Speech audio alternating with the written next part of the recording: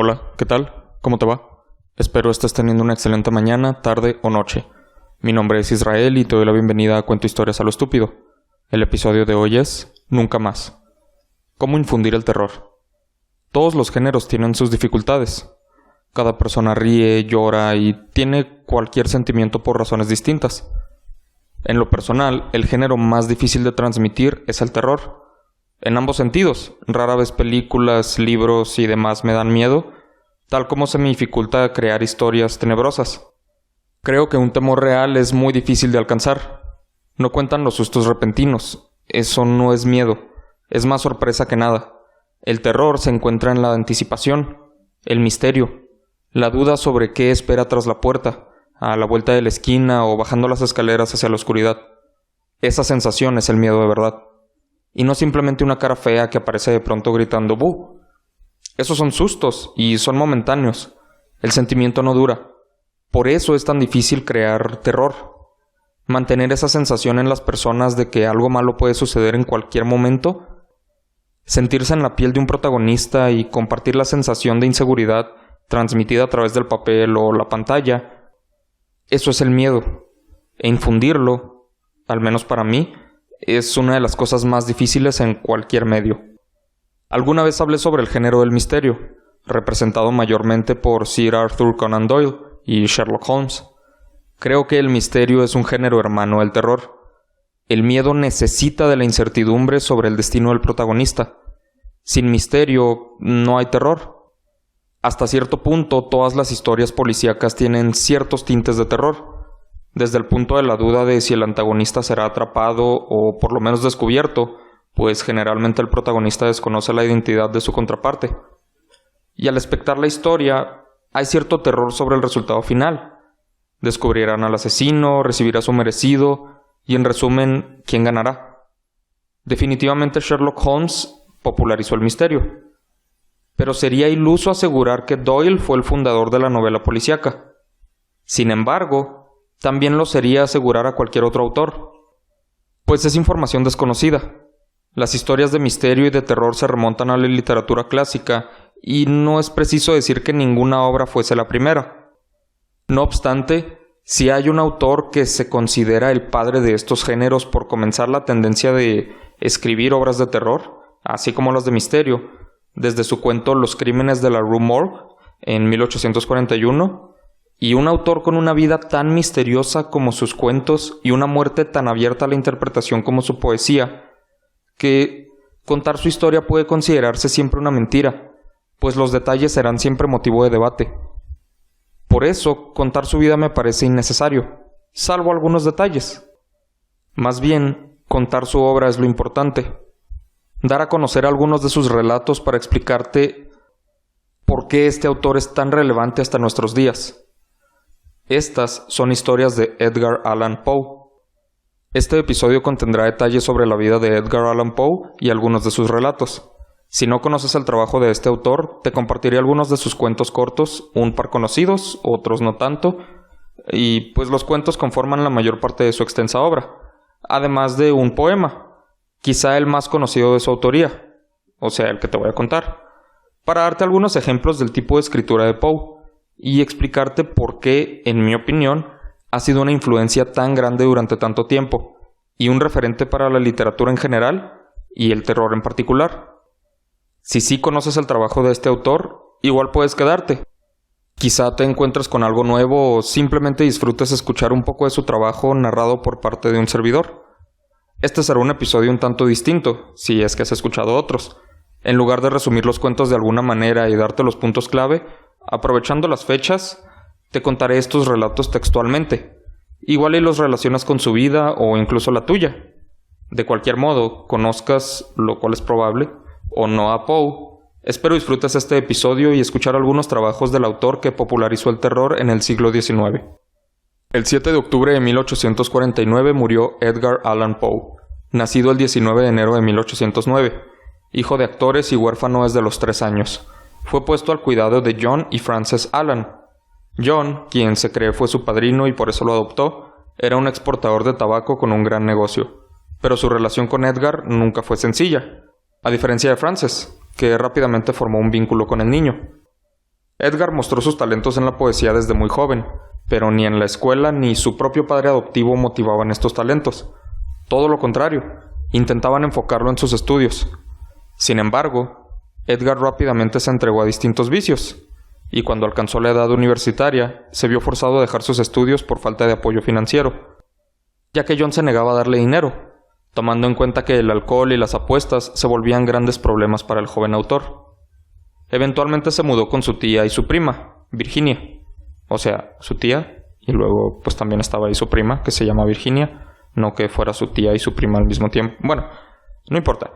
El punto es que Virginia, su prima, y él, o sea, prima no de sangre, o sea, prima por sus padres políticos, bueno, eso tengo entendido.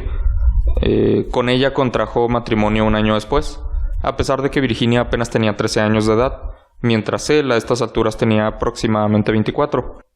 Pero su amor por ella nunca fue puesto en duda. Se cree que ella fue gran parte de su inspiración. Durante este matrimonio escribió algunos de sus mejores y más conocidos trabajos, como La caída de la casa Usher, la mencionada Los crímenes de la Rue Morgue y su única novela, la narrativa de Arthur Gordon Pym, entre muchas otras. Por desgracia, los problemas de alcoholismo y depresión con los que Poe lidió durante gran parte de su vida solo empeoraron cuando en 1847 Virginia murió de tuberculosis. Tras la muerte de su esposa, Poe no hizo mucho más. Lo más notable es su ensayo Eureka, donde habla sobre el universo. Este texto no es muy amplio y te recomiendo leerlo si quieres formar tu propia opinión, porque es una de sus obras más divisorias. Para muchas personas es una obra maestra, y para muchas otras es una sarta de insensateces. Entonces, realmente merece formarse, pues, la opinión propia. Opinión que no te daré, por si decides leerla y así no manchar tu propia percepción del ensayo. En fin. 2 años después de la muerte de Virginia, tras una vida escribiendo en incontables publicaciones, problemas económicos y múltiples rivalidades con autores contemporáneos, Edgar Allan Poe murió el 7 de octubre de 1849, a sus 40 años. Hay muchas cosas que se pueden decir de Poe. Ahondar más en su alcoholismo, sus problemas con su padre adoptivo, sus romances y todas las teorías alrededor de su muerte, entre las cuales incluso se encuentra la rabia. Pero son los datos de una vida que es más interesante desconocer, para enfocarte en su trabajo y lo que lo hizo famoso. Antes de empezar a contarte estos relatos, quiero enfatizar la gran influencia de este autor hasta la época moderna. No solo se le considera el padre de las novelas policíacas, así como uno de los mejores autores de terror en la historia. Para algunas personas incluso se considera el mejor de todos, lo cual es debatible, como siempre, pero para los gustos colores.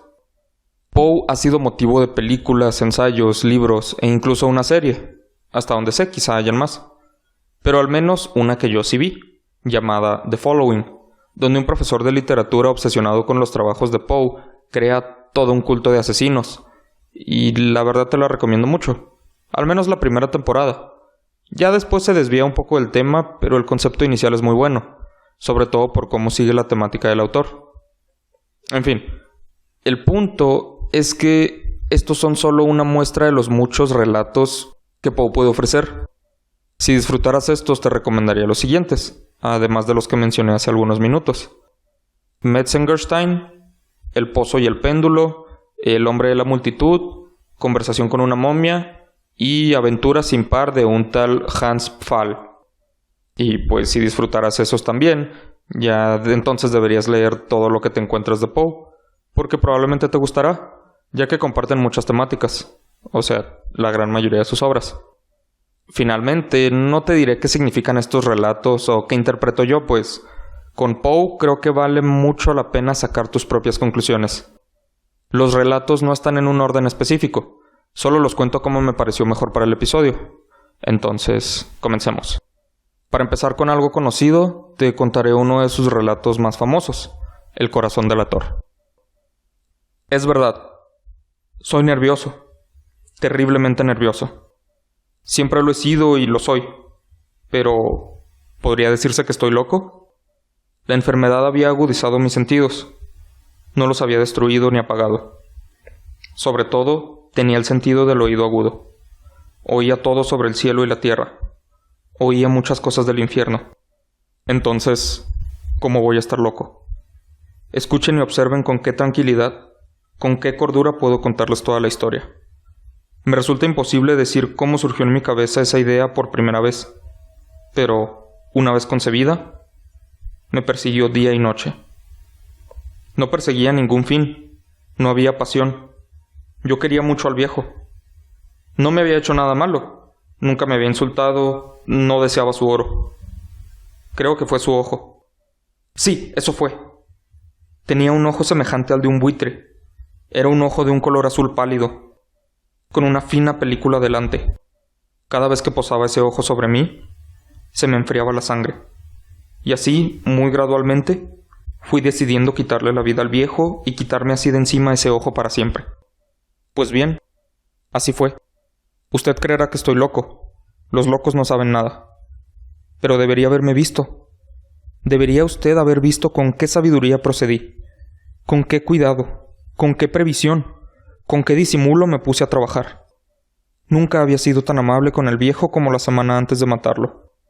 Y cada noche, cerca de medianoche, yo hacía girar el picaporte de su puerta y la abría, con mucho cuidado. Y después, cuando la había abierto lo suficiente para pasar la cabeza, levantaba una linterna cerrada, completamente cerrada, de modo que no se viera ninguna luz y tras ella pasaba la cabeza. ¿Cómo se habría reído usted si hubiera visto con qué astucia pasaba la cabeza? La movía muy despacio, muy lentamente, para no molestar el sueño del viejo. Me llevaba 1 hora meter toda la cabeza por esa abertura hasta donde podía verlo dormir sobre su cama. ¡Ja!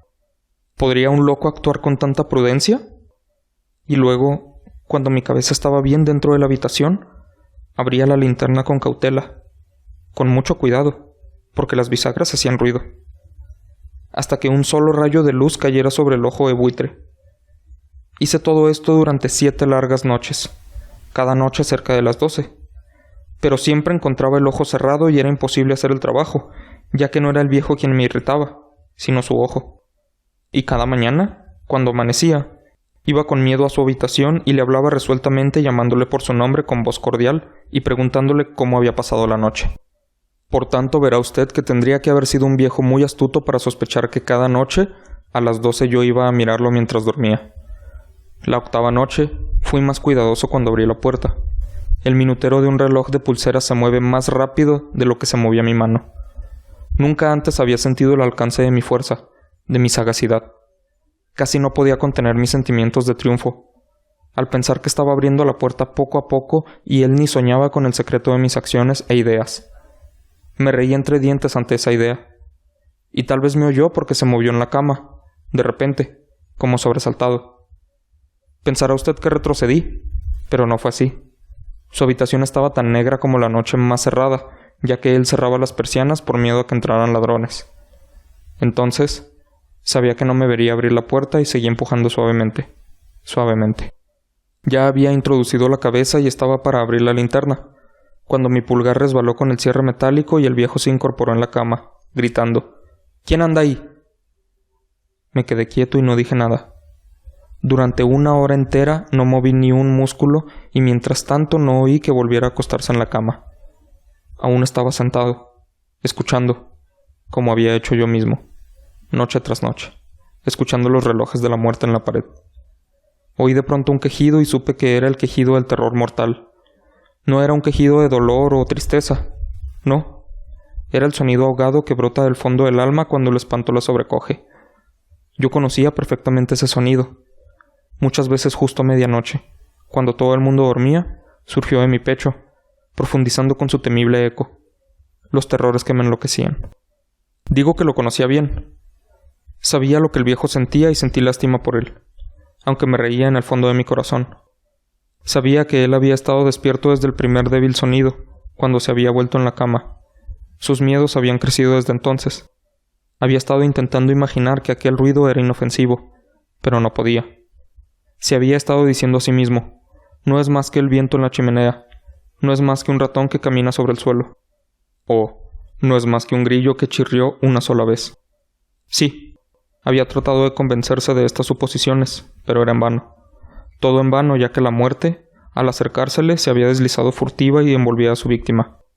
y era la fúnebre influencia de aquella imperceptible sombra la que le movía a sentir, aunque no veía ni oía, a sentir la presencia dentro de la habitación. Tuve que esperar mucho tiempo, muy pacientemente, sin oír que se acostara. Decidí abrir un poco, muy poco, una ranura en la linterna. Entonces la abrí, no sabe usted con qué suavidad, hasta que, por fin, un solo rayo, como el hilo de una telaraña, brotó de la ranura y cayó de lleno sobre el ojo del buitre. Estaba abierto, bien abierto, y me enfurecí mientras lo miraba. Lo veía con total claridad, de un azul apagado, con aquella terrible película que me helaba el alma.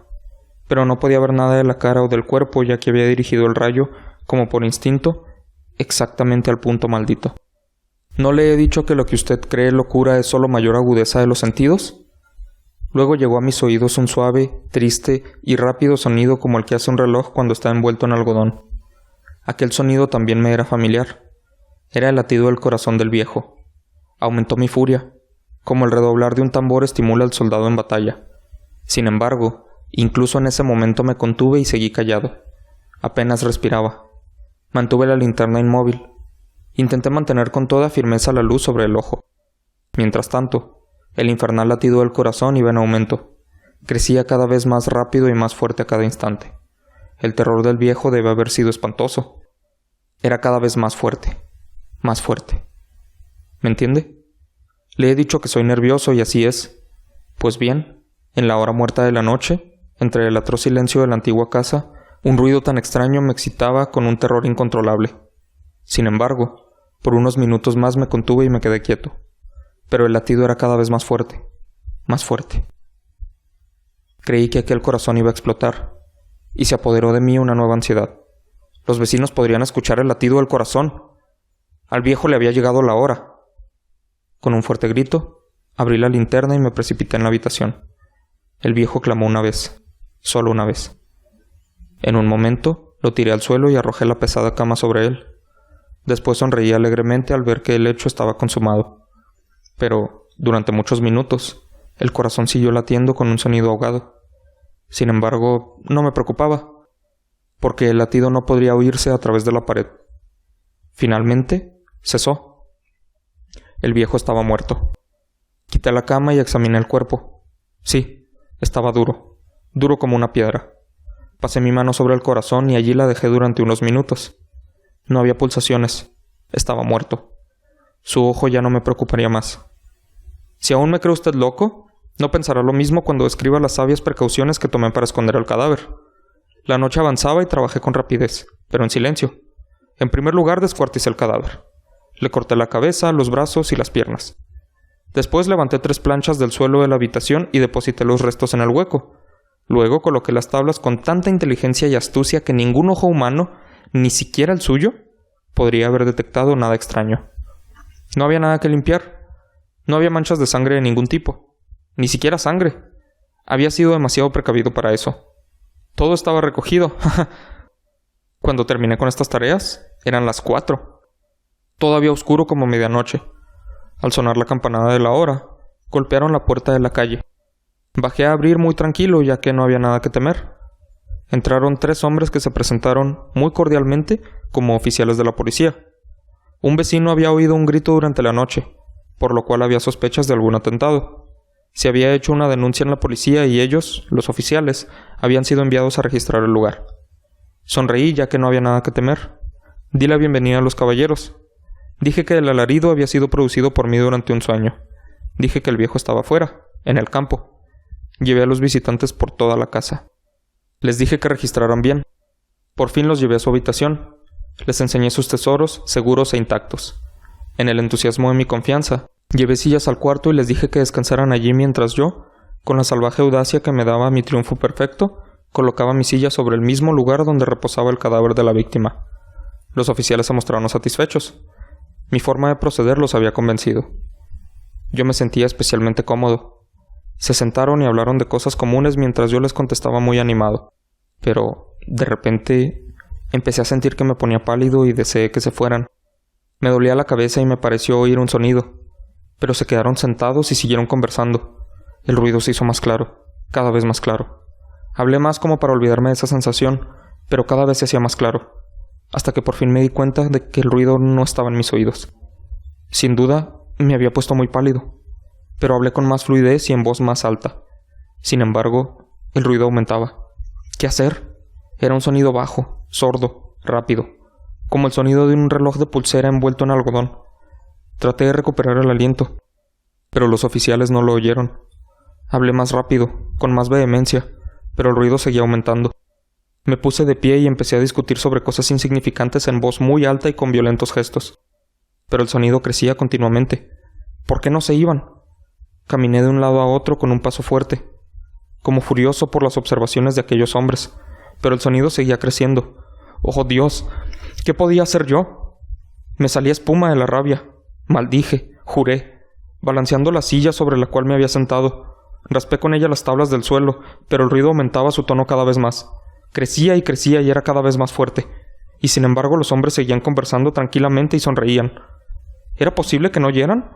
¡Dios Todopoderoso! No, claro que oían. Y sospechaban, lo sabían. Se estaban burlando de mi horror. Esto es lo que pasaba y así lo pienso ahora. Todo era preferible a esta agonía.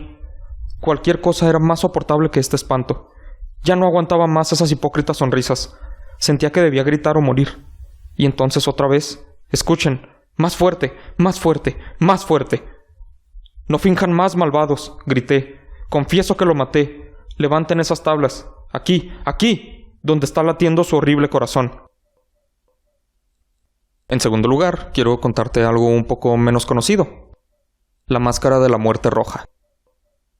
Durante mucho tiempo, la muerte roja había devastado la región. Jamás pestilencia alguna fue tan fatal y espantosa. Su avatar era la sangre, el color y el horror de la sangre. Se producían agudos dolores, un súbito desvanecimiento y, después, un abundante sangrar por los poros y la disolución del ser. Las manchas purpúreas por el cuerpo y especialmente por el rostro de la víctima desechaban a esta de la humanidad y la cerraban a todo socorro y a toda compasión. La invasión, el progreso y el resultado de la enfermedad eran cuestión de media hora. Pero el príncipe próspero era feliz, intrépido y sagaz. Cuando sus dominios perdieron la mitad de su población, reunió a 1,000,000 de amigos fuertes y de corazón alegre, elegidos entre los caballeros y las damas de su corte, y con ellos constituyó un refugio recóndito en una de sus abadías fortificadas. Era una construcción vasta y magnífica, una creación del propio príncipe, de gusto excéntrico pero grandioso. La rodeaba un fuerte y elevado muro, con sus correspondientes puertas de hierro. Los cortesanos, una vez dentro, se sirvieron de hornillos y pesadas masas para soldar los cerrojos. Decidieron atrincherarse contra los súbditos impulsos de la desesperación del exterior e impedir toda salida a los frenesíes del interior. La abadía fue abastecida copiosamente. Gracias a tales precauciones, los cortesanos podían desafiar al contagio. El mundo exterior, que se las compusiera como pudiera. Por lo demás, sería locura afligirse o pensar en él. El príncipe había provisto aquella mansión de todos los medios de placer. Había bufones, improvisadores, danzarines, músicos, lo bello en todas sus formas y había vino. En el interior existía todo esto, además de la seguridad. Afuera, la muerte roja. Ocurrió a fines del 5º o 6º mes de su retiro, mientras la plaga hacía grandes estragos afuera, cuando el príncipe próspero proporcionó a su 1,000,000 de amigos un baile de máscaras de la más insólita magnificencia. ¡Qué voluptuoso cuadro el de ese baile de máscaras! Permítaseme describir los salones donde tuvo efecto. Eran 7, en una hilera imperial. En muchos palacios estas hileras de salones constituyen largas perspectivas en línea recta cuando los batientes de las puertas están abiertos de par en par, de modo que la mirada llega hasta el final sin obstáculo. Aquí, el caso era distinto, como se podía esperar por parte del duque y de su preferencia señaladísima por lo bizarro. Las salas estaban dispuestas de modo tan irregular que la mirada solamente podía alcanzar una cada vez. Al cabo de un espacio de 20 o 30 yardas se encontraba una súbita revuelta y en cada esquina un aspecto diferente. A derecha e izquierda, en medio de cada pared, una alta y estrecha ventana gótica comunicaba con un corredor cerrado que seguía las sinuosidades del aposento. Cada ventanal estaba hecho de vidrios de colores que armonizaban con el tono dominante de la decoración del salón para el cual se abría. El que ocupaba el extremo oriental, por ejemplo, estaba decorado en azul y los ventanales eran de un azul vivo. El segundo aposento estaba ornado y guarnecido de púrpura y las vidrieras eran del mismo color. El tercero, enteramente verde y verde sus ventanas. El cuarto, anaranjado, recibía la luz a través de una ventana anaranjada. El quinto, blanco, y el sexto, violeta. El séptimo salón estaba rigurosamente forrado por colgaduras de terciopelo negro, que revestían todo el techo y las paredes y caían sobre un tapiz de la misma tela y del mismo color. Pero solamente en este aposento el color de las vidrieras no correspondía al del decorado. Los ventanales eran escarlata, de un intenso color de sangre. Ahora bien, no se veía lámpara ni candelabro alguno en estos 7 salones, entre los adornos de las paredes o del techo artesonado. Ni lámparas ni velas. Ninguna claridad de esta clase, en aquella larga hilera de habitaciones. Pero en los corredores que la rodeaban, exactamente enfrente de cada ventana, se levantaba un enorme trípode con un brasero resplandeciente que proyectaba su claridad a través de los cristales coloreados, e iluminaba la sala de un modo deslumbrante. Se producía así una infinidad de aspectos cambiantes y fantásticos. Pero en el salón de poniente, en la cámara negra, la claridad del brasero, que se reflejaba sobre las negras tapicerías a través de los cristales sangrientos, era terriblemente siniestra y prestaba a las fisonomías de los imprudentes que penetraban en ella un aspecto tan extraño que muy pocos bailarines tenían valor para pisar su mágico recinto. También en este salón se erguía, apoyado contra el muro de poniente, un gigantesco reloj de ébano. Su péndulo se movía con un tic-tac sordo, pesado y monótono, y cuando el minutero completaba el circuito de la esfera e iba a sonar la hora, salía de los pulmones de bronce de la máquina un sonido claro, estrepitoso, profundo y extraordinariamente musical, pero de un timbre tan particular y potente que, de hora en hora, los músicos de la orquesta se veían obligados a interrumpir un instante sus acordes para escuchar el sonido. Los valsistas se veían forzados a cesar en sus evoluciones. Una perturbación momentánea recorría toda aquella multitud y mientras sonaban las campanas se notaba que los más vehementes palidecían y los más sensatos se pasaban las manos por la frente, pareciendo sumirse en meditación o en un sueño febril. Pero una vez que desaparecía por completo el eco, una ligera hilaridad circulaba por toda la reunión. Los músicos se miraban entre sí y se reían de sus nervios y de su locura, y juraban en voz baja unos a otros que la próxima vez que sonaran las campanadas no sentirían la misma impresión. Y luego, cuando después de la fuga de los 60 minutos que comprenden los 3600 segundos de la hora desaparecida, cuando llegaba una nueva campanada del reloj fatal, se producía el mismo estremecimiento, el mismo escalofrío y el mismo sueño febril. Pero a pesar de todo esto, la orgía continuaba alegre y magnífica. El gusto del duque era muy singular. Tenía una vista segura por lo que se refiere a colores y efectos. Despreciaba el decorado de moda. Sus proyectos eran temerarios y salvajes, y sus concepciones brillaban con un esplendor bárbaro. Muchas personas lo consideraban loco. Sus cortesanos sabían perfectamente que no lo era. Sin embargo, era preciso oírlo, verlo, tocarlo, para asegurarse de que no lo estaba. En ocasión de esta gran fiesta, había dirigido gran parte de la decoración de los muebles y el estilo de los disfraces. No hay duda de que eran concepciones grotescas. Era deslumbrador, brillante. Había cosas chocantes y fantásticas, mucho de lo que después se ha visto en Hernani. Había figuras arabescas, con miembros y aditamentos inapropiados. Delirantes fantasías, atavíos como de loco. Había mucho de lo bello, mucho de lo licencioso, mucho de lo bizarro, algo de lo terrible y no poco de lo que podría haber producido repugnancia. De un lado a otro de las 7 salas se pavoneaba una muchedumbre de pesadilla. Y esa multitud, la pesadilla, se contorsionaba en todos sentidos, tiñéndose del color de los salones, haciendo que la música pareciera el eco de sus propios pasos. De pronto, repica de nuevo el reloj de ébano que se encuentra en el salón de terciopelo. Por un instante queda entonces todo parado. Todo guarda silencio, excepto la voz del reloj. Las figuras de pesadilla se quedaban yertas, paradas. Pero los ecos de la campana se van desvaneciendo. No han durado sino un instante y apenas han desaparecido. Una risa leve mal reprimida se cierne por todos lados. Y una vez más, la música suena. Vive en los ensueños. De un lado a otro, se retuercen más alegremente que nunca, reflejando el color de las ventanas distintamente teñidas y a través de las cuales fluyen los rayos de los trípodes.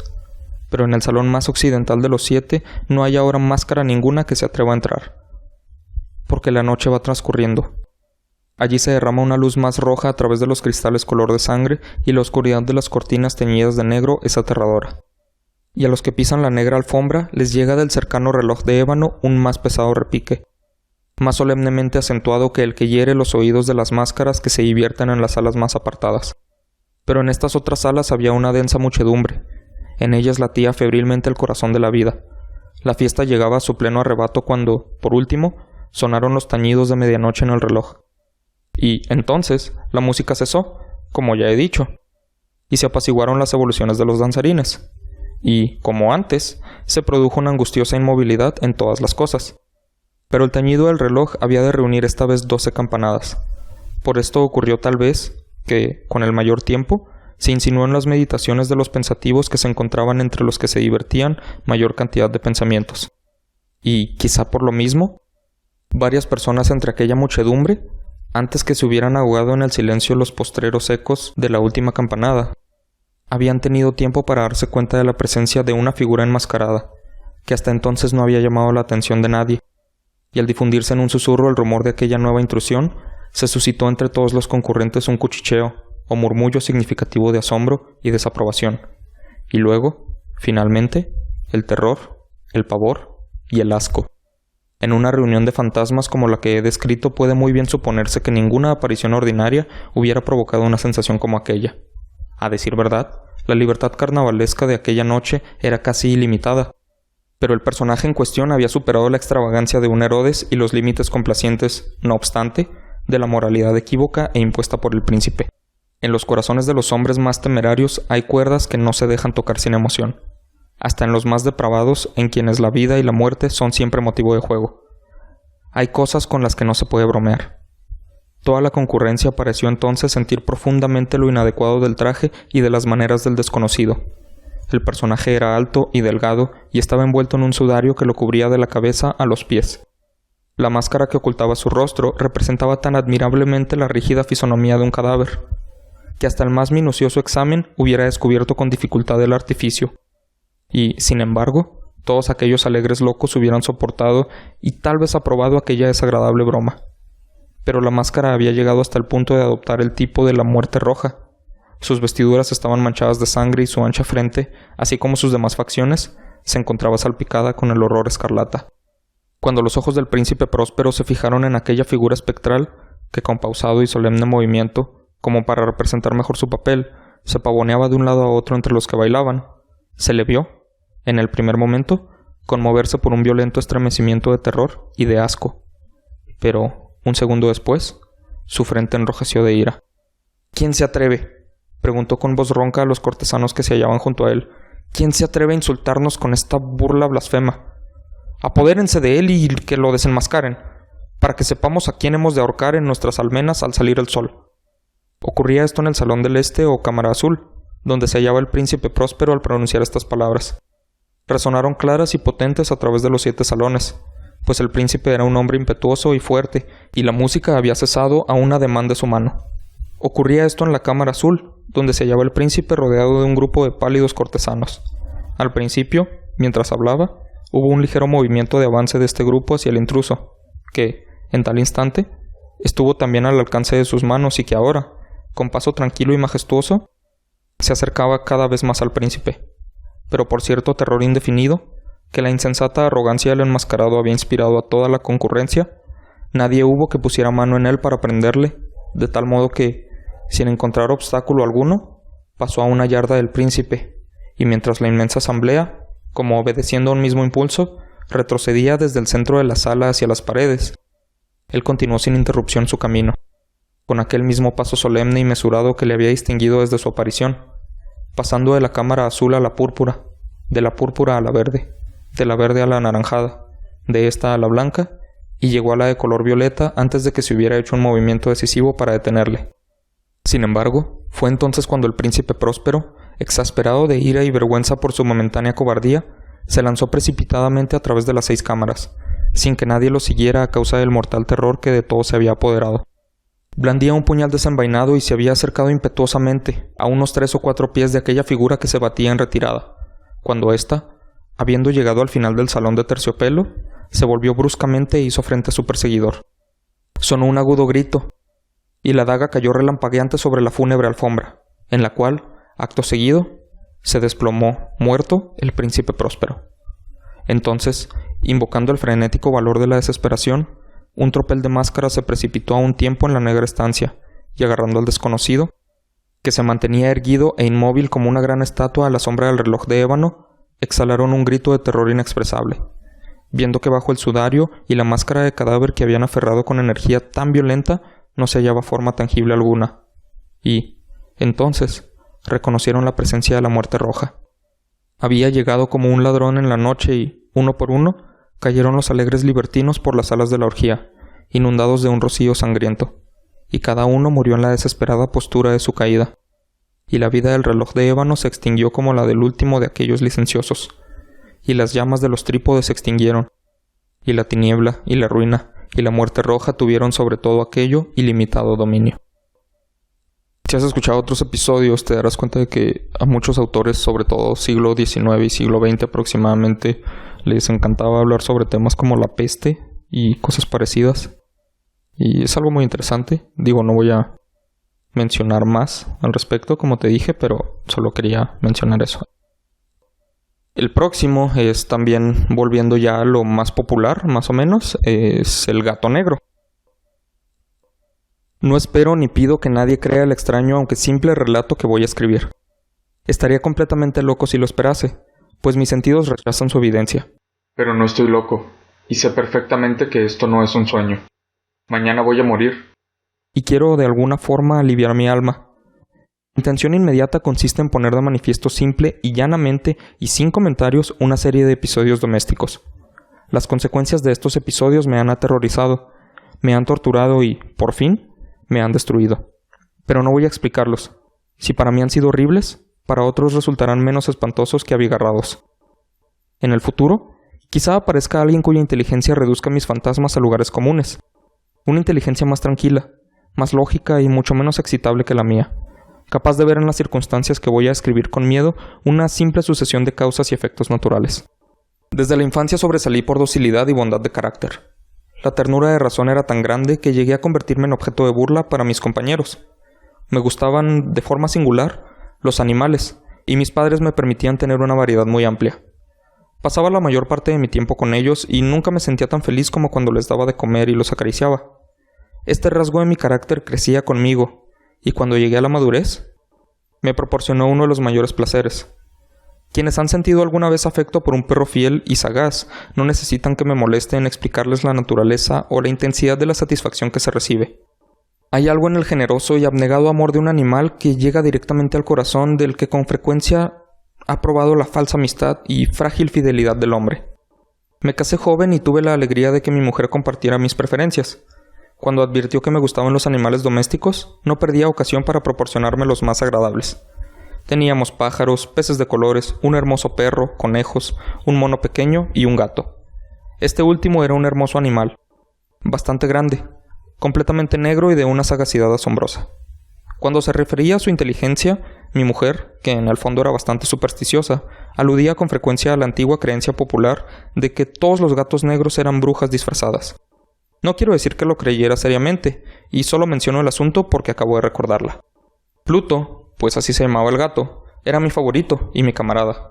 Solo yo le daba de comer y él me seguía en casa por todas partes.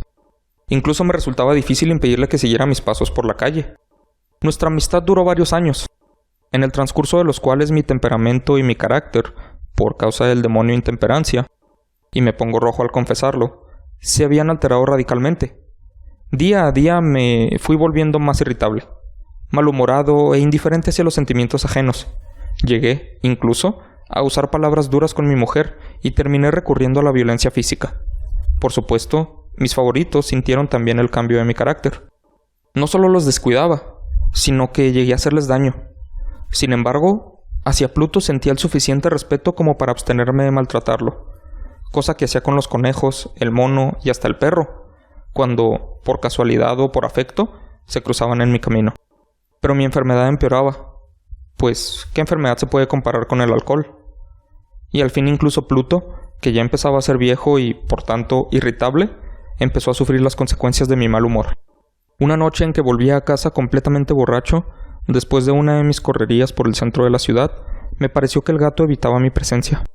Lo agarré y, asustado por mi violencia, me mordió ligeramente en la mano. Al instante se apoderó de mí una furia de diablos y ya no supe lo que hacía. Fue como si la raíz de mi alma se separaba de un golpe del cuerpo.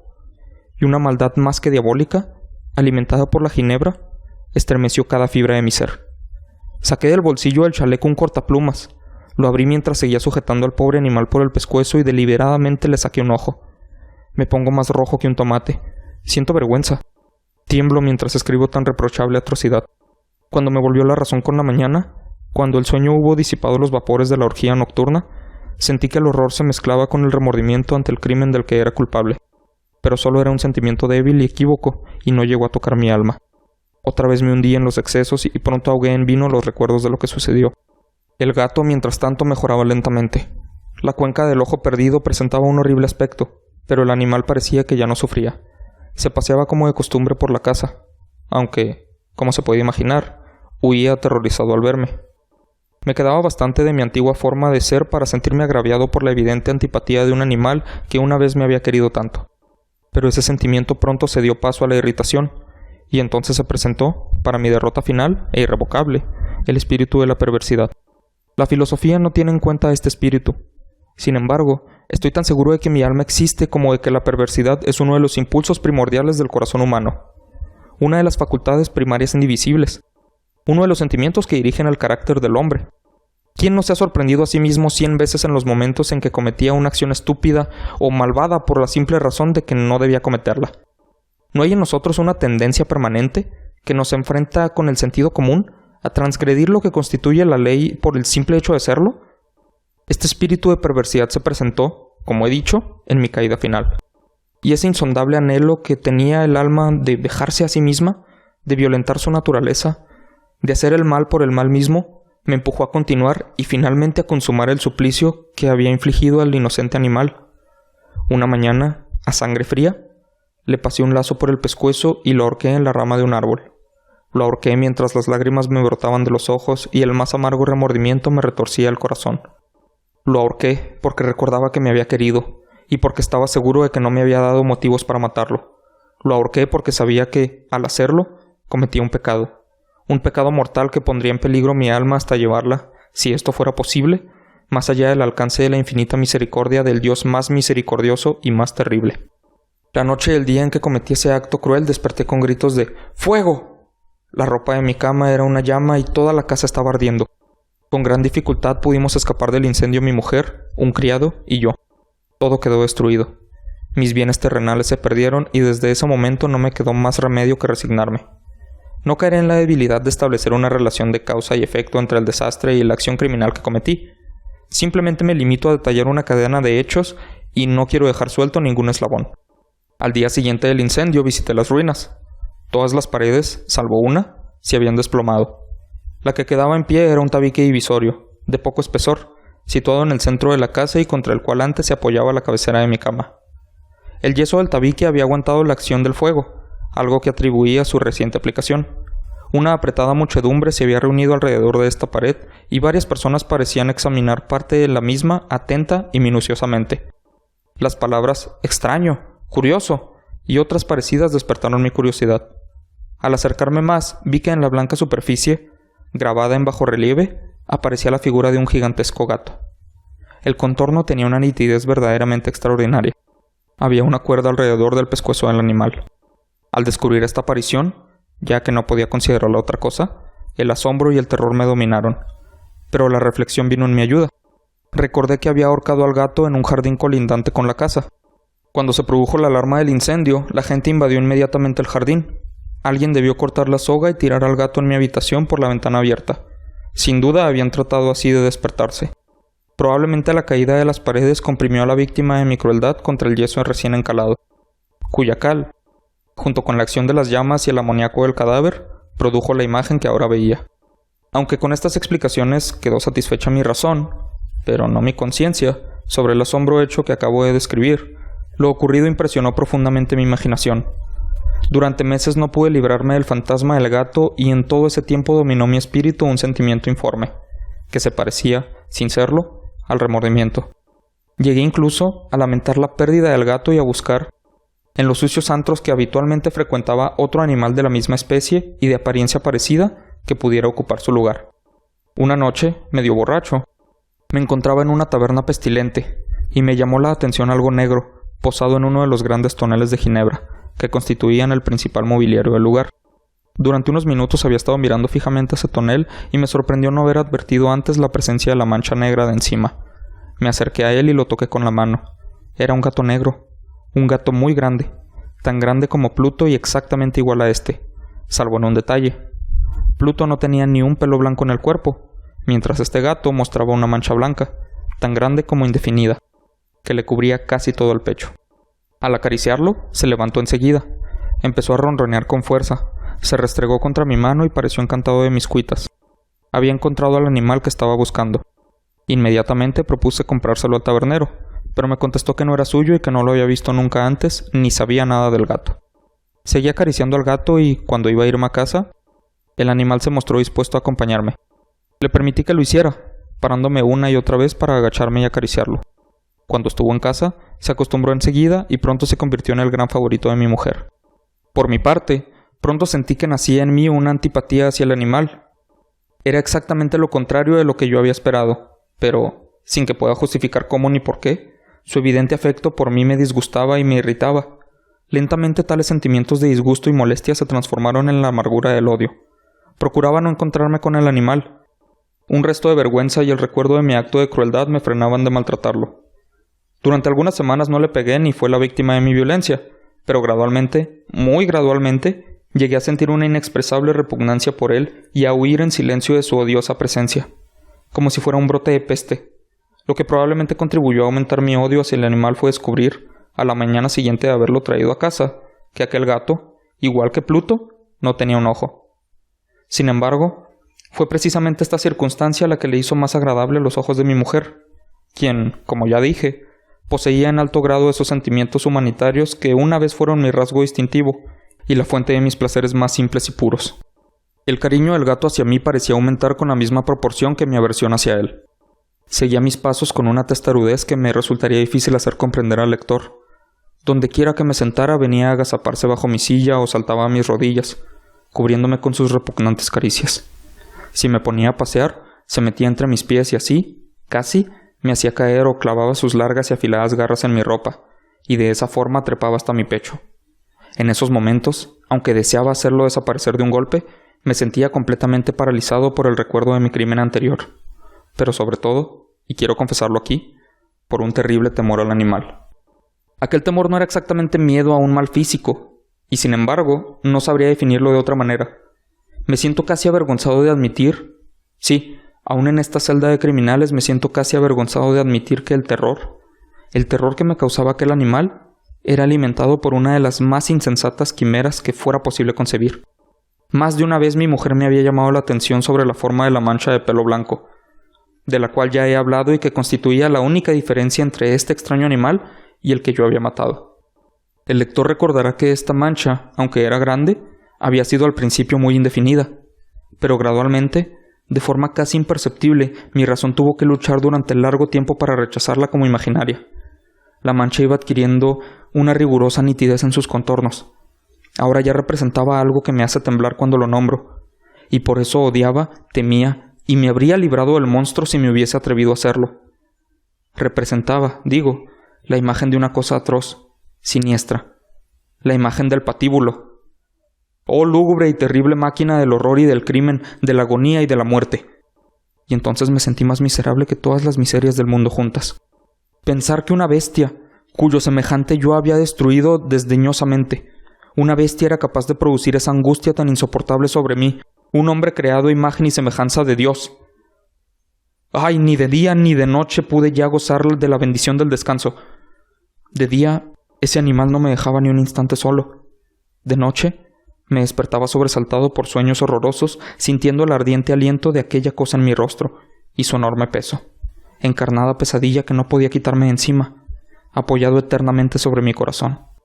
Bajo la opresión de estos tormentos, sucumbió todo lo que me quedaba de bueno. Solo los malos pensamientos disfrutaban de mi intimidad, los más retorcidos, los más perversos pensamientos. La tristeza habitual de mi mal humor terminó convirtiéndose en aborrecimiento de todo lo que estaba a mi alrededor y de toda la humanidad. Y mi mujer, que no se quejaba de nada, llegó a ser la más habitual y paciente víctima de las repentinas y frecuentes explosiones incontroladas de furia a las que me abandonaba. Un día, por una tarea doméstica, Me acompañó al sótano de la vieja casa donde nuestra pobreza nos obligaba a vivir. El gato me siguió escaleras abajo y casi me hizo caer de cabeza, por lo que me desesperé casi hasta volverme loco. Alzando un hacha y olvidando en mi rabia los temores infantiles que hasta entonces habían detenido mi mano, lancé un golpe que hubiera causado la muerte instantánea del animal si lo hubiera alcanzado, pero la mano de mi mujer detuvo el golpe. Su intervención me llenó de una rabia más que demoníaca. Me solté de su abrazo y le hundí el hacha en la cabeza. Cayó muerta a mis pies, sin un quejido. Consumado el horrible asesinato, me dediqué urgentemente y a sangre fría a la tarea de ocultar el cuerpo. Sabía que no podía sacarlo de casa, ni de día ni de noche, sin correr el riesgo de que los vecinos me vieran. Se me ocurrieron varias ideas. Por un momento pensé descuartizar el cadáver y quemarlo a trozos. Después se me ocurrió cavar una tumba en el piso del sótano. Luego consideré si no convenía arrojarlo al pozo del patio o meterlo en una caja, como si fueran mercancías, y con los trámites normales, y llamar a un mozo de cuerda para que lo retirase de la casa. Por fin, di con lo que me pareció el mejor recurso. Decidí emparedar el cadáver en el sótano, tal como se cuenta que los monjes de la Edad Media emparedaban a sus víctimas. El sótano se prestaba bien para este propósito. Las paredes eran de un material poco resistente y estaban recién encaladas con una capa de yeso, que la humedad del ambiente no había dejado endurecer. Además, en una de las paredes había un saliente, una falsa chimenea, que se había rellenado de forma que se pareciera al resto del sótano. Sin ningún género de dudas, se podían quitar fácilmente los ladrillos de esa parte, introducir el cadáver y tapar el agujero como antes, de forma que ninguna mirada pudiera descubrir nada sospechoso. No me equivocaba en mis cálculos. Con una palanca saqué fácilmente los ladrillos y, después de colocar con cuidado el cuerpo contra la pared interior, lo mantuve en esa posición mientras colocaba de nuevo los ladrillos en su forma original. Después de procurarme argamasa, arena y cerda, preparé con precaución un yeso que no se distinguía del anterior y revoqué cuidadosamente el enladrillado. Terminada la tarea, me sentí satisfecho de que todo hubiera quedado bien. La pared no mostraba la menor señal de haber sido alterada. Recogí del suelo los cascotes más pequeños y triunfante miré alrededor y me dije, aquí, por lo menos, no he trabajado en vano. El paso siguiente consistió en buscar a la bestia que había causado tanta desgracia, pues por fin me había decidido a matarla. Si en aquel momento el gato hubiera aparecido ante mí, habría quedado sellado su destino. Pero, por lo visto, el astuto animal, alarmado por la violencia de mi primer acceso de cólera, se cuidaba de aparecer mientras no se me pasara mi mal humor. Es imposible describir ni imaginar el profundo y feliz sentimiento de alivio que la ausencia del odiado animal trajo a mi pecho. No apareció aquella noche y así, por primera vez desde su llegada a la casa, pude dormir profundo y tranquilo. Sí, pude dormir, incluso con el peso del asesinato en mi alma. Pasaron el segundo y el tercer día, y no volví a mi atormentador. Una vez más respiré como un hombre libre. El monstruo aterrorizado había huido de casa para siempre. No volvería a verlo. Grande era mi felicidad y la culpa de mi negra acción me preocupaba poco. Se hicieron algunas investigaciones, a las que me costó mucho contestar. Incluso registraron la casa, pero, naturalmente, no se descubrió nada. Consideraba que me había asegurado mi felicidad futura.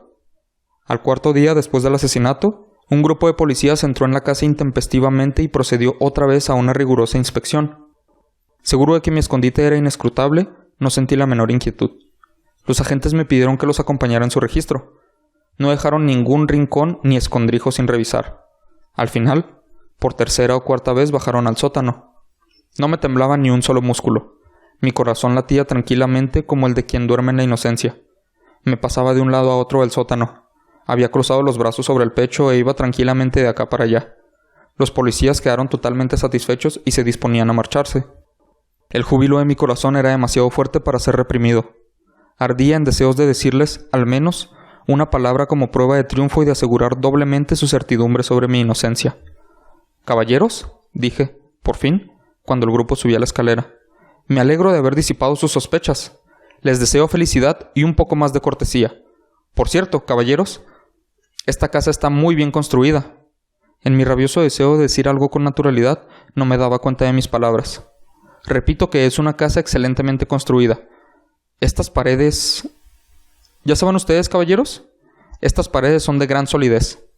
Y entonces, empujado por el frenesí de mis bravatas, golpeé fuertemente con el bastón que llevaba en la mano sobre la pared del ladrillo tras la cual estaba el cadáver de la esposa de mi alma.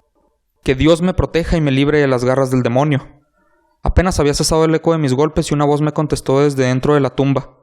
Un quejido, ahogado y entrecortado al principio, como el sollozar de un niño, que luego creció rápidamente hasta convertirse en un largo, agudo y continuo grito. Completamente anormal e inhumano. Un aullido, un alarido quejumbroso, mezcla de horror y de triunfo, como solo puede surgir en el infierno de la garganta de los condenados en su agonía y de los demonios gozosos en la condenación. Hablar de lo que pensé en ese momento es una locura.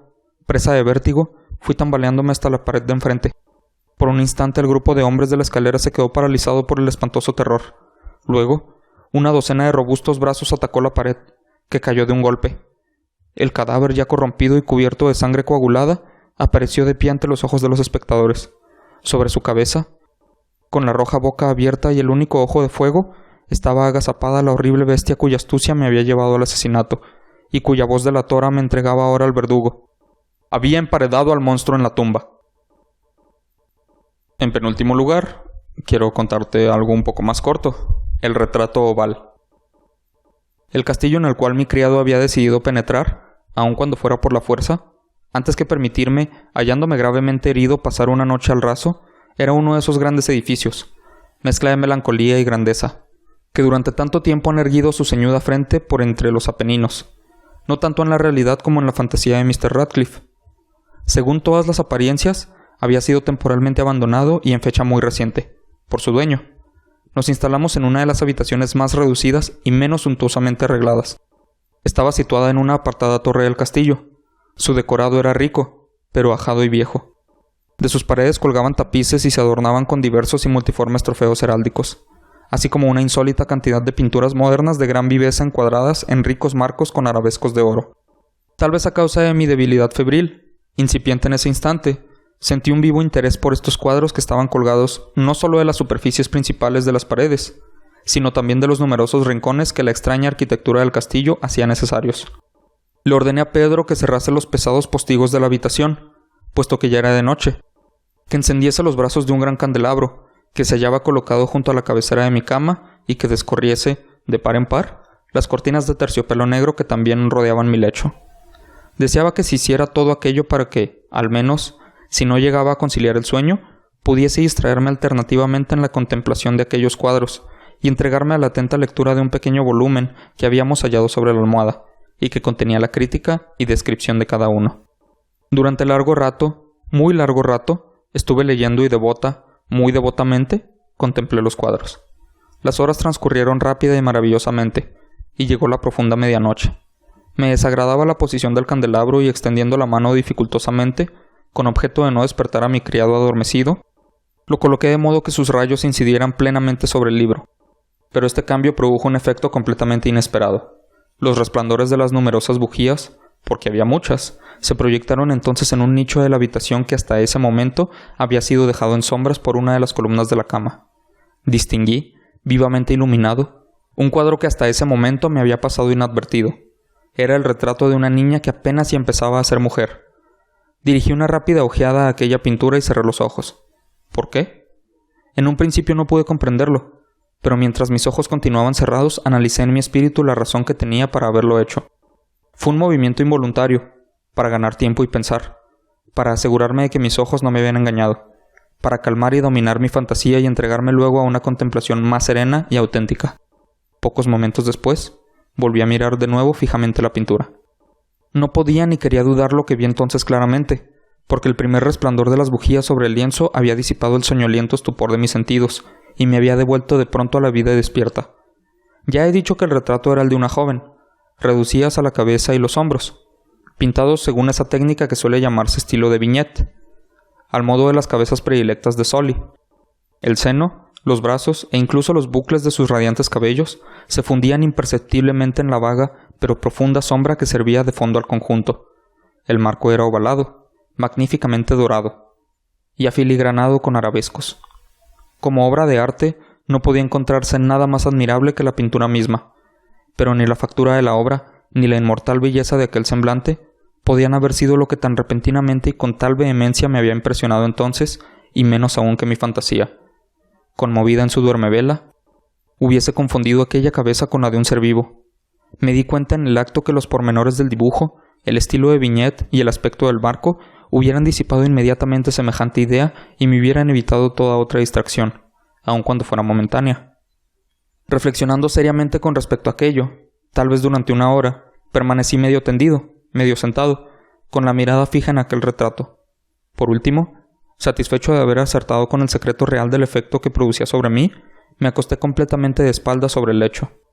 Había adivinado que el encanto de aquella pintura consistía en una absoluta semejanza con la vida en su expresión, que primero me había estremecido y, finalmente, me desconcertó, subyugándome y sorprendiéndome. Con profundo y respetuoso temor, dejé de nuevo el candelabro en su posición primitiva. Una vez apartado de mi vista el motivo de mi intensa agitación, busqué afanosamente el volumen que contenía el análisis de las pinturas y su historia. Volví las hojas hasta que encontré el número que correspondía al retrato ovalado, y leí el impreciso y singular relato que sigue. Era una joven de particular belleza, y no menos amable que llena de jovialidad. Pero malhadada fue la hora en que vio, amó, casó y vivió con el pintor. Él, apasionado, estudioso, austero y teniendo ya una esposa en su arte. Ella, joven de rara belleza y no menos amable que llena de jovialidad. Solo luz y sonrisa y juguetona como un cervatillo. Amante y cariñosa para todas las cosas de este mundo. Odiaba solamente el arte, que era su rival. Temía solo a la paleta, a los pinceles y a otros desagradables utensilios que la privaban de la presencia de su adorado. Fue, pues, algo terrible para ella oír al pintor hablar de deseo de retratar también a su joven esposa. Pero ésta era humilde y obediente, y dócilmente posó sentada, durante largas semanas, en la sombría y alta habitación de la torre, donde se filtraba la luz sobre el lienzo solo desde arriba. Pero él ponía toda su afición en la obra, que adelantaba de hora en hora y de día en día, y era él un hombre apasionado, vehemente y caprichoso, que se perdía siempre en fantasías, tanto que no quería ver cómo aquella luz, que se vertía tan tristemente en aquella torre solitaria, marchitaba visiblemente, a los ojos de todo el mundo y excepcionalmente a los suyos, la salud y el alma de su mujer. Y, sin embargo, ella no cesaba de sonreírle, sin lamentarse nunca, porque veía que el pintor, que tenía un gran prestigio, experimentaba un ferviente y abrasador goce en su tarea, y se afanaba día y noche en pintar a la que tanto lo amaba, pero que a diario se desalentaba más y enflaquecía, y, en verdad, quienes contemplaban el retrato hablaban en voz queda de su semejanza, como de una prodigiosa maravilla y como una prueba no solo del talento del pintor, sino de su profundo amor por aquella a quien pintaba de forma tan excelsa. Pero hacia el fin, cuando se acercaba más la obra a su término, no se dejó a nadie visitar la torre, porque el pintor había enloquecido en el ardor de su tarea y rara vez apartaba sus ojos del lienzo, ni tan siquiera para mirar el rostro de su mujer, y no quería ver que los colores que dejaba en el lienzo los arrancaba de las mejillas de la que se hallaba sentada frente a él, y cuando hubieron transcurrido muchas semanas y muy poco quedaba por hacer, excepto un toque sobre los labios y una pincelada sobre los ojos, vaciló el espíritu de la mujer, como la llama que va a extinguirse en una lámpara. Y el toque fue dado y fue dada también la pincelada. Y por un instante se quedó extático el pintor ante la obra que acababa de realizar. Mas un momento después, cuando todavía lo contemplaba, se estremeció de horror, palideció y se quedó despavorido. «¡Esto es realmente la vida misma!», gritó.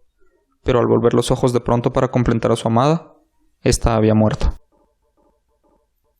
Este es un buen momento para aprovechar y decirte que ese es, creo, mi cuento favorito de Poe, por ese giro, así que, bueno, al menos yo recuerdo la primera vez que lo leí no me lo esperaba, espero lo hayas comprendido.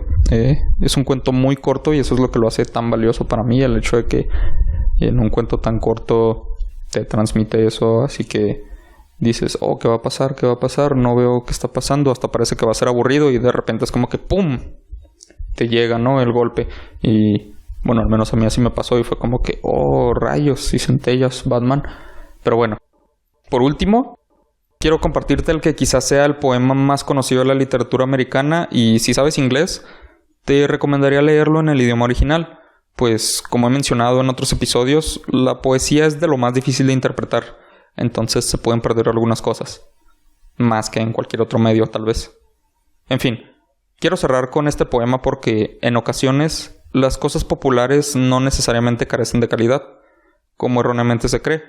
Digo, siempre que algo es popular la gente asume que es malo. Bueno, suele ser así.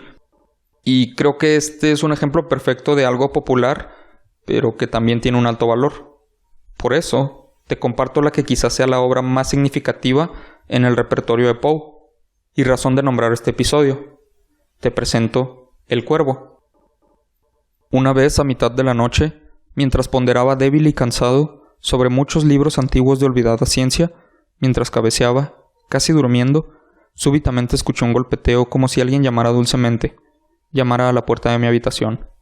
«Es solo un visitante», balbucí, llamando a la puerta de mi habitación. Solo esto y nada más. Recuerdo con claridad que fue en el lúgubre diciembre, y cada brasa moribunda forjaba su fantasma por el piso. Ansioso, deseaba que llegara la mañana. Vanamente había buscado en mis libros socorro para mi melancolía por la pérdida de Leonor, por la rara y radiante doncella que los ángeles llamaron Leonor, sin nombre ya por siempre. Y el crujido triste e incierto de cada cortina púrpura me llenaba de ansias, me inundaba de terrores fantásticos nunca sentidos. Así que ahora, para detener los saltos de mi pecho, vuelvo a repetir: es solo un visitante llamado a la puerta de mi habitación, un visitante tardío llamando a la puerta de mi habitación, solo esto y nada más. Por momentos mi alma se fortalecía, sin dudar más tiempo. «Caballero», exclamé, «o señora, imploro su perdón, pero sucede que descansaba y cuando gentilmente arribaron y con delicadeza llamaron a la puerta de mi habitación, que apenas estuve seguro de escucharlos. Entonces abrí de par en par la puerta. Oscuridad y nada más. Largo tiempo interrogué la oscuridad. Largo tiempo permanecí imaginando, temiendo, dudando, soñando sueños que ningún mortal se atrevió a soñar. Pero el silencio permanecía intacto, la oscuridad no respondía, y solo la palabra susurrada: «¿Leonor?». Así susurré y el eco murmuró de vuelta la palabra: «¡Leonor!». Solo fue esto, y nada más. Vuelto a mi habitación, con mi alma ardiente, pronto escuché que tocaban algo más fuerte que antes. «Seguramente», dije yo, «hay algo en el enrejado de mi ventana. Veré entonces cuál es la amenaza. Exploraré este misterio. Que mi corazón resista un momento y explore este misterio. Es el viento y nada más». Abrí de súbito la persiana, cuando entre el revoloteo de plumas entró un cuervo majestuoso de los días de antaño. En ningún momento obedeció, ni un momento reposó, pero, con aires de gran caballero o dama, fue a posarse en el busto de Palas, sobre el dintel de mi puerta, posado, inmóvil, ahí y nada más. Luego este obsceno pájaro de ébano se burló de mi tristeza sonriendo, con el grave decoro que tenía por semblante. «Aunque tu cresta sea rapada», dije, «claro está que no eres cobarde. Abominable y sombrío y antiguo cuervo, errante de las costas nocturnas. Dime cuál es tu nombre en la noche plutónica». Y el cuervo dijo: «Nunca más». Me maravilló que este pájaro tan desgarbado se hiciera escuchar con claridad, aunque su respuesta fuera vacía, sin relevancia, porque se sabe que ningún ser humano vivo ha sido bendecido con la visión de un pájaro posado sobre la puerta de su habitación. Pájaro o bestia, posado sobre el busto de Palas en el dintel de su puerta con semejante nombre. Nunca más. Pero el cuervo, reposando solitario en el sereno busto, solo profirió una palabra, como si su alma se vaciara en lo que vertía. No dijo algo más, no movió una de sus plumas, hasta que apenas musité: «Otros amigos han volado antes, por la mañana me dejará ser, como mi esperanza ha volado antes». Luego dijo el ave: «Nunca más». Sorprendido por la quietud quebrantada por la tan apropiada respuesta. «Sin duda», dije yo, «lo que exclama es una fórmula vacía, tomada de un miserable amo que desgraciado desastre». Siguió rápido y más rápido hasta que sus canciones aprendió, hasta que las endechas de su desesperanza, que la melancolía cargó de «nunca, nunca más». Pero el cuervo arrancó todavía de mis tristes fantasías una sonrisa. Caí en el mullido sillón de frente al ave, al busto y la puerta. Entonces, hundido en el terciopelo, comencé a enlazar fantasía con fantasía, imaginando que decía la ominosa ave del pasado, lo que este torvo, desgarbado, lúgubre, abominable, sombrío y ominoso pájaro del pasado quería decir graznando: «nunca más». Así permanecí adivinando, sin expresar una sílaba, el ave cuyos fieros ojos ardían en mi corazón. Esto y más sentado descifraba, con mi cabeza reclinándose en el terciopelo del cojín que la lámpara iluminaba, por cuyo terciopelo violeta la lámpara iluminaba, que ella no oprimiría, ¡ay!, nunca más. Entonces el desaire se hizo más denso, perfumado por invisible incienso, balanceado por serafines cuyas pisadas quedaban en la alfombra. «Desgraciado», exclamé, «tu Dios te ha dado, por los ángeles enviados. Te ha enviado alivio, alivio y nepente, por las memorias de Leonor. Bebe, oh, bebe este amable nepente y olvida a la ausente Leonor». Y el cuervo dijo: «Nunca más». Profeta, dije, engendró el demonio. Profeta si eres pájaro o demonio. Ya sea que el tentador o la tempestad te hayan enviado aquí, a esta desolada e impávida tierra encantada, en este hogar embrujado por el horror. Profeta, dime, te lo imploro, ¿acaso habrá un bálsamo en Gilead? Dime, te lo imploro. Y el cuervo dijo, nunca más. Profeta, dije, engendró el demonio. Profeta, si eres pájaro o demonio, por ese cielo sobre nuestras cabezas, por el Dios que ambos adoramos, dile a esta alma abrumada de melancolía si en el remoto Edén tendrá en sus brazos a una santa doncella que los ángeles llaman Leonor. Tendrá en sus brazos a una rara y radiante doncella que los ángeles llaman Leonor. Y el cuervo dijo, nunca más. Que esa palabra selle nuestra despedida, pájaro o espíritu maligno, grité angustiado. Regresa a la tempestad y a la noche plutónica. No dejes ni una negra pluma como prueba de la mentira que has dicho. Deja mi soledad sin quebrantar. Aléjate del busto sobre el dintel de mi puerta. Quita tu pico de mi corazón y desaparece tu figura de mi puerta. Y el cuervo dijo, nunca más. Y el cuervo nunca emprendió el vuelo. Aún sigue posado. Todavía descansa en el pálido busto de palas, sobre la puerta de mi habitación. Y sus ojos tienen la apariencia de un demonio que está soñando. Y la luz de la lámpara sobre de él arroja su sombra al piso, y mi alma, de esa sombra que reside flotando en el piso, no podrá liberarse. Nunca más. Así es como llegamos al final de Nunca más. Si te soy sincero, los cuentos de Poe no me dan miedo, pero entiendo por qué lo causaban en su época. Hoy día nos desensibilizamos tanto con todo el contenido disponible que es difícil sorprenderse. Nada impresiona, nada da miedo, nada hace sentir en realidad. No obstante, aunque no compartimos esas sensaciones al leer sus obras, no significa que no podamos sentir nada. Poe era un maestro en ambientación. La mayoría de sus historias te crean esa imagen lúgubre de que algo terrible está a punto de pasar, o ya pasó. Incluso si no te causa miedo leer sus palabras, al menos te mantiene en suspenso. Y eso ya es algo bastante difícil. Sobre todo en la actualidad, cuando, de nuevo, ya nada sorprende. Poe fue un autor tan misterioso que incluso la causa de su muerte es motivo de debate. Pero eso es algo bueno para ti y para mí como espectadores. Porque no hay mejor complemento al terror que el misterio. Y si el autor del terror es misterioso, ¿qué más podemos pedir? Te invito a seguirme en mis redes sociales como @chalepodcast si quieres estar al tanto de los siguientes episodios y de más información respecto al podcast. Te recuerdo que una semana antes del estreno de cada episodio publico una pista sobre la próxima historia junto a la fecha de su estreno. Mi nombre es Israel y esto fue Cuento Historias a lo Estúpido. Historias de Edgar Allan Poe. Espero las hayas disfrutado. Gracias por escucharme y hasta la próxima.